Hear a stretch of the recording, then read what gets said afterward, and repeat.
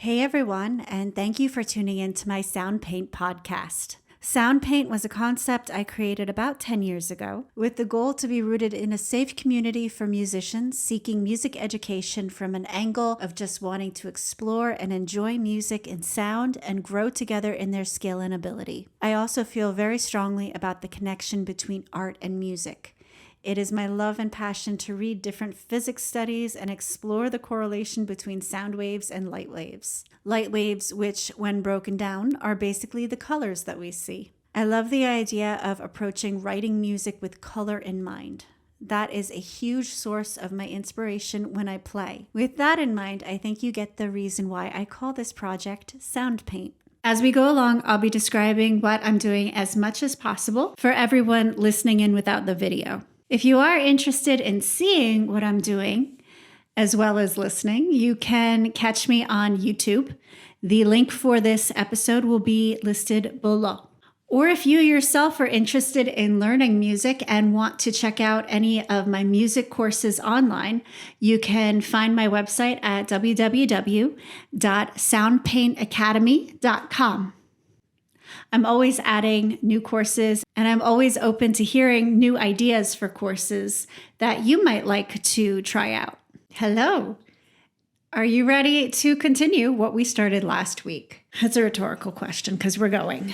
So this episode, we're going to dive deeper into what we went over last week. Now, for those of you who didn't watch last week's podcast, I would encourage you to watch it specifically on YouTube because there's a lot of visuals that go along with what we're doing. But if you just want to jump right in, then let me give you a quick recap of what we talked about last week. What we talked about last week was about frequencies. I'm going to explain as best I can for those of you who are just listening, but as usual, I'd really suggest you click the link below for my YouTube channel because that's where you're really going to be able to get the full picture. No pun intended. On the screen here, I have a spectrum tool, which is really cool. And then I have a channel EQ, which, to explain it a little bit more than what I did last week, this one specifically is called a 3-band EQ. Because I can control the low end, the mid range, and the high end.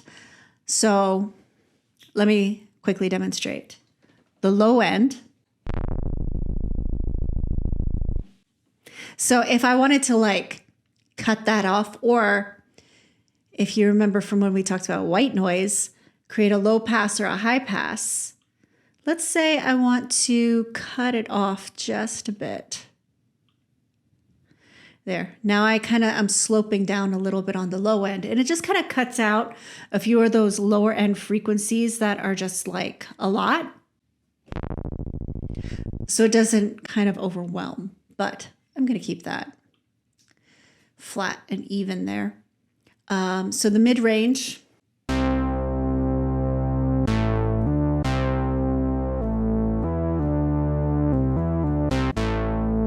Mid-range. And you can see on the channel EQ, it's kind of populating the center of that tool.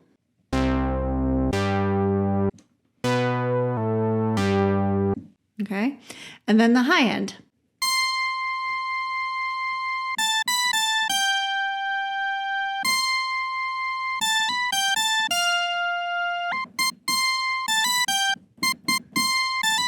Okay, you get the idea.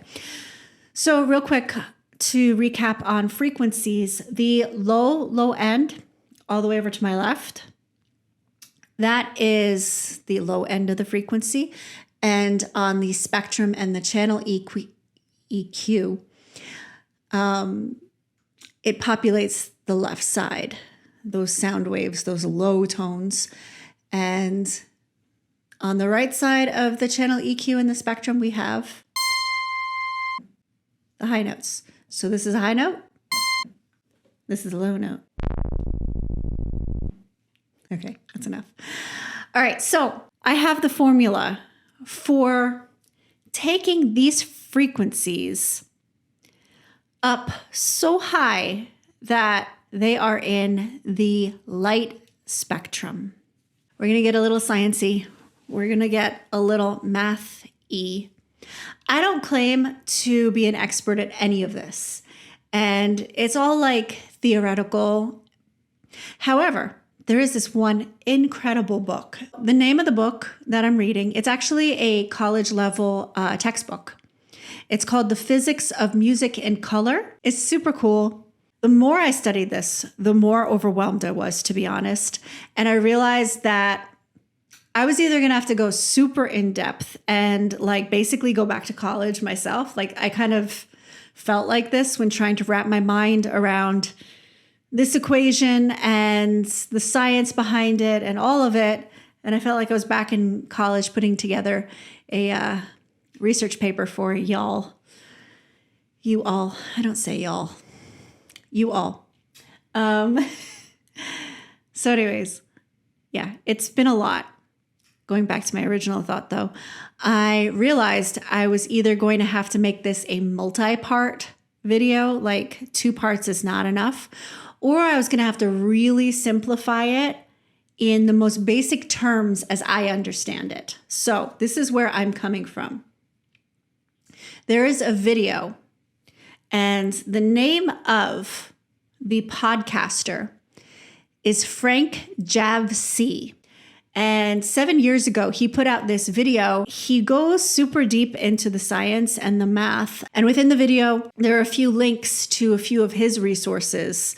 And there's even this really cool website where somebody created this, I think it's like using C+ or something. He created this whole formula where all you have to do is input the note that you're looking for and where it is on the piano, and it'll tell you what color it is. Now, I know it sounds far-fetched. Let me explain to you how it's possible. And to do that, I need to quickly explain that on the low end of the piano, we start with A. Okay. That's called A0, like zilch, nothing. If you go up 8 notes, and if you remember from past videos, we talked about this, 8 notes up would be an octave. So at 8 notes, you find A again. It's another A. This is called A1, not the steak sauce. Another 8 notes up. Here's A2. Another 8 notes up. A3. Another 8 notes up. A4.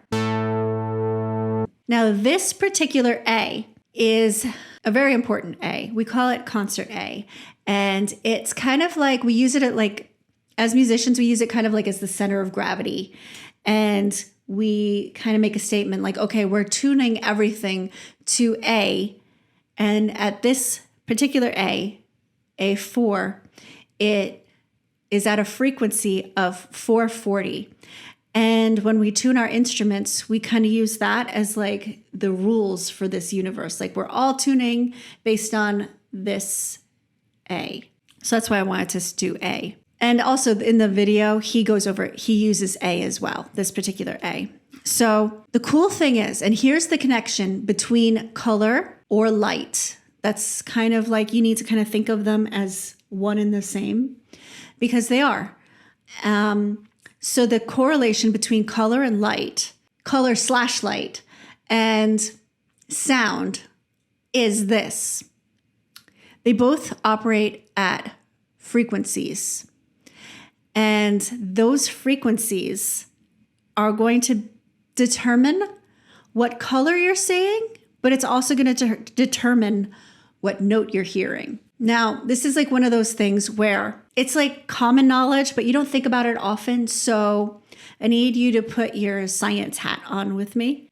We're going to visit the topic of how the speed of sound is slower. Just keep this in mind. The speed of sound is slower than the speed of light.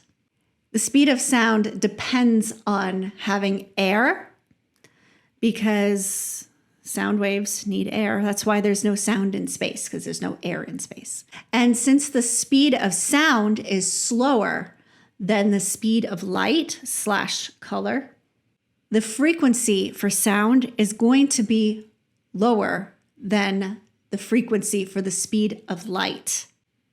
Did y'all catch that? I'm just saying y'all now. What's happening? One more time. The speed of sound is slower than the speed of light. But for the speed we're talking about frequencies. The way that I just jumped all those octaves, every 8 notes, something cool happens. It is doubled. The frequency doubles. So if this is 440 or A, if I go 8 notes higher, that's no longer 440, that's 880. So you could think of it like you're multiplying everything by 2. So going back to A440, that is 440 hertz.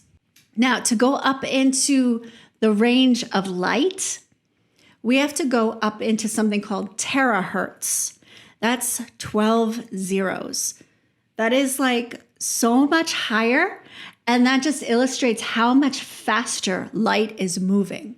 But here's where we start delving into the color end of things. The colors, Duke, the colors! The color spectrum.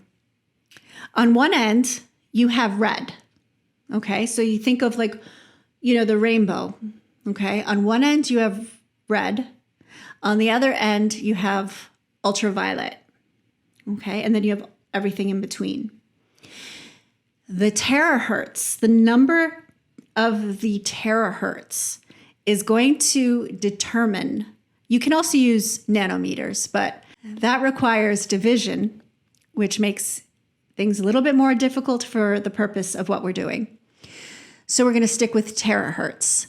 So what we have to do is, in order to get this sound, this 440, up into the range of a frequency that's so high that we are converting it into color, we are going to multiply 440 first by 2, so we get 880. Then again, we're going to multiply 880 by 2, and we get 1,760. Then we're going to multiply 1,760 by 2, and we're going to keep on going 40 times. It takes 40 times to multiply that starting note until you get up into the speed that it's now at the speed of light. Are you following me? It's out there. It's crazy, but it's cool. Should make an album, Out There Crazy Cool. No, never mind.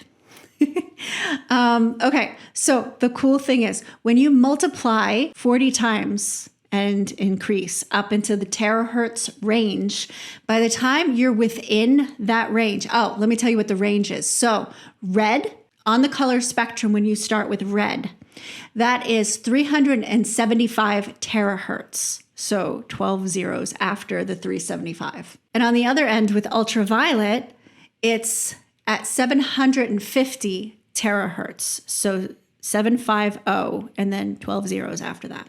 So in order to get up into that range, we're multiplying 440 and increasing and multiplying by the power of 2 over and over and over again. So we get this number. I don't think I can even say this number. It's big. I'm going to just put it up on the screen. So there, that number, that is A, up in the terahertz range. And the cool thing is once you're up there, the color, because when you're that high, you can then identify that speed by color, not by sound, is a reddish orange. That particular A that we multiplied that many times, when it's sped up that much, it's a reddish orange. And I thought it was kind of cool. I colored this channel reddish orange. You are hearing the color reddish orange. This is actually very much like what people with something called synesthesia experience, where instead of just hearing a sound, they see a color as well. And it's not always widely agreed upon which note belongs to what color, but it's pretty crazy that exists. And there are many different types of synesthesia. But the specific one I'm referring to is where people hear sound, but convert it into color in their mind. I think it's almost a form of perfect pitch. Like if I were to play this, they might see something like a reddish orange.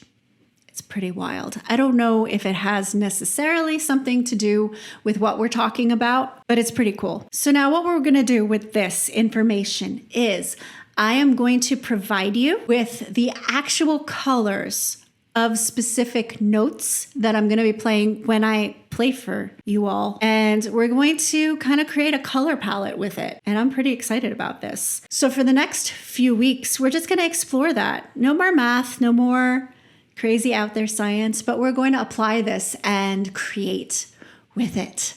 And that is SoundPaint. So I think that's a good stopping point. Have a fantastic weekend. Look at different colors, listen to different sounds. Start thinking, if I were to multiply this times 2 to the power of 40, what color would this sound be? Or you could do it in reverse. If you look at a color, be like, I wonder what that sounds like. So just start opening up your mind and start thinking crazy thoughts. All right, I'm going to stop talking now. Have a great weekend. Bye.